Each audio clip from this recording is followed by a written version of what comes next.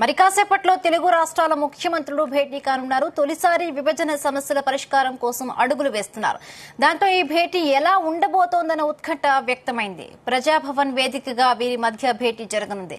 10 అంశాల ఎజెండాను తెలుగు రాష్ట్రాలు సిద్దం చేశాయి. ఏపీ నుండి సమావేశానికి మంత్రులు అనగాని, బీసీ జనార్దన్ రెడ్డి, కందుల దుర్గేష్ హాజరవుతున్నారు. అలాగే అధికారుల బృందంలో ఏపీ నుండి సీఎస్, ఆర్థిక శాఖ సహా కీలక విభాగాల కార్యదర్శులు హాజరు కానున్నారు.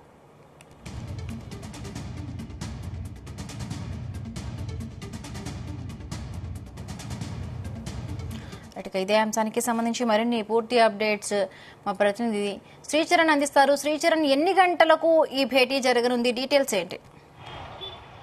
Himabindu, good evening.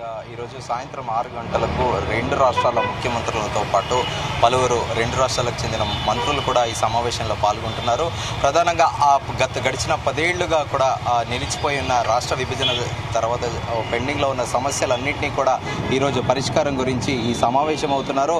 ప్రధానంగా చెప్పుకోవాల్సింది మనము విభజన చట్టంలోని ఈ విద్యుత్ బకాయిల గురించి కానీ, ఇంకా ప్రభుత్వ రంగ సంస్థలు కానీ, వీటన్నిటినీ కూడా 10 ఏళ్ల పాటు కూడా పెండింగ్లో ఉన్న అంశాలన్నింటినీ కూడా ఈరోజు చర్చించనున్నారు. దానిలో భాగంగా తెలంగాణకి విద్యుత్ బకాయిలు దాదాపు 24,000 కోట్ల రూపాయలు రావాల్సిందిగా ఆంధ్రప్రదేశ్ ప్రభుత్వానికి కూడా వినతి పత్రం కూడా పంపించింది. కానీ ఆంధ్రప్రదేశ్ ప్రభుత్వము తెలంగాణనే మాకు 7,000 కోట్ల రూపాయలు చెల్లించాల్సి ఉంటుందనేది కూడా ఇలా పీఠముడి వీడిని చాలా సమస్యలు కూడా ఉన్నాయి.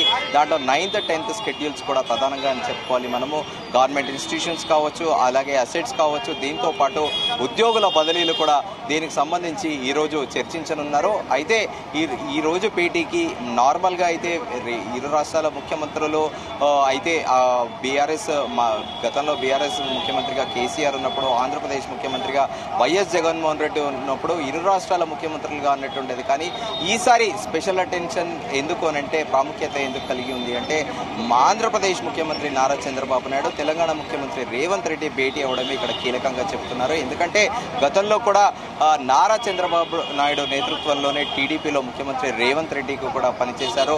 అయితే ముఖ్యమంత్రి రేవంత్ రెడ్డికి చంద్రబాబు నాయుడు గురువు అని కూడా రాజకీయ విశ్లేషకులు అంటారు. ఇది ఓపెన్ సీక్రెట్ కూడా. ఈరోజు మొదటిసారిగా కూడా ఇద్దరు 2 రాష్ట్రాల ముఖ్యమంత్రులుగా ఒకే వేదికపై కూడా కనిపించడం కూడా సర్వత్రా ఆసక్తి, ఉత్కంఠ భరితంగా కూడా ఉంది. ఎందుకంటే ఎలాంటి డెసిషన్స్ తీసుకుంటారో అందరూ రాజకీయ విశ్లేషకులు విమర్శిస్తున్నట్టు, ఒకవేళ గురువుకి గివప్ ఇస్తారా, లేకపోతే తెలంగాణ అస్తిత్వానికి, తెలంగాణ అంశాలకు కట్టుబడి పట్టుబడతారా ముఖ్యమంత్రి రేవంత్ రెడ్డి? అనేక అంశాలు తెలంగాణకి చెందాల్సినవన్నిటిలో కూడా పట్టుబడి అవి తీసుకుంటారా అనేది కూడా సర్వత్రా ఒక ఉత్కంఠ నెలకొని ఉంది ఇప్పుడు ప్రస్తుతము.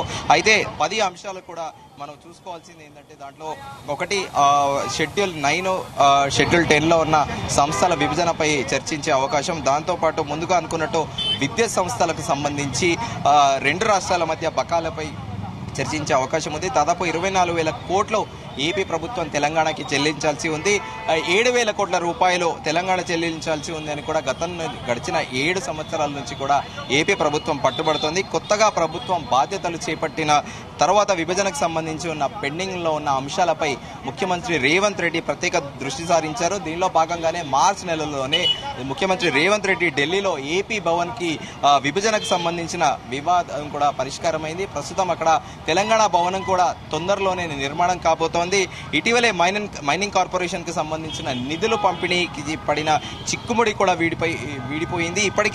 ఇప్పటి వరకు కూడా విభజన వివాదాలపై 2 రాష్ట్రాల అధికారులు దాదాపు సుదీర్ఘంగా 30 సార్లు కూడా సమావేశమయ్యారు.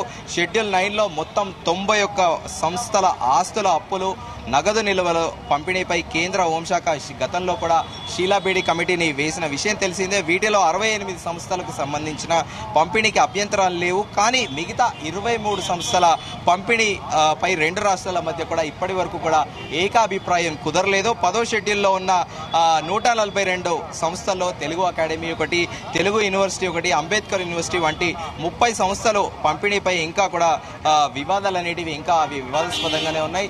సో ఈ రోజు ఆంధ్రప్రదేశ్ నుండి 3 మంత్రులు, అలాగే ప్రభుత్వ chief secretary, finance secretary, principal secretary పాల్గొంటున్నారు. మన తెలంగాణ నుంచి ఐటీ శాఖ మంత్రి దుద్దిళ్ల శ్రీధర్ బాబుతో పాటు మంత్రి రవాణా శాఖ మంత్రి పొన్నం ప్రభాకర్, అలాగే డిప్యూటీ చీఫ్ మినిస్టర్ బట్టి విక్రమార్క కూడా పాల్గొంటున్నారు. దాంతోపాటు సలహాదారు వేం నరేందర్ రెడ్డి, అలాగే ప్రోటోకాల్ సలహాదారు అర్కార వేణుగోపాల్, అలాగే ప్రభుత్వ అడ్వైజర్లతో పాటు chief secretary, special chief secretary of finance, అలాగే గవర్నమెంట్ అడ్వైజర్లతో పాటు కీలక ఐఏఎస్ అధికారులు, వీళ్ళందరి మధ్య ఇరు రాష్ట్రాలకు చెందిన ఐఏఎస్ అధికారులు కూడా ఈ భేటీలో సమావేశం కాబోతున్నారు. సాయంత్రం 6 గంటలకి ఇక్కడ సమావేశం ప్రారంభం అవుతుంది అని కూడా ఇక్కడ అధికారులు తెలుపుతున్నారు. మనం ఇక్కడే విజువల్లో చూస్తున్నాము. భారీ ఎత్తున కూడా బందోబస్తు ఏర్పాటు చేశారు, బ్యారికేడ్లు పెట్టారు. ట్రాఫిక్ ఇప్పటికే కూడా నిలిచిపోయింది. ట్రాఫిక్ ఆంక్షలు ఇప్పుడే కూడా మొదలయ్యాయి. బంజారా హిల్స్ నుంచి, జూబ్లీ హిల్స్ నుంచి కూడా. సో ట్రాఫిక్ కూడా చాలా స్లోగా మూవ్ అవుతుంది. మరి కాసేపట్లో కొంత మేరకు ఒక 15 నుంచి 20 నిమిషాల వరకు కూడా ఈ రోడ్ని కూడా కాసేపట్లో బ్లాక్ చేయనున్నారు అనేది కూడా ప్రస్తుతం ప్రచారంలో ఉంది.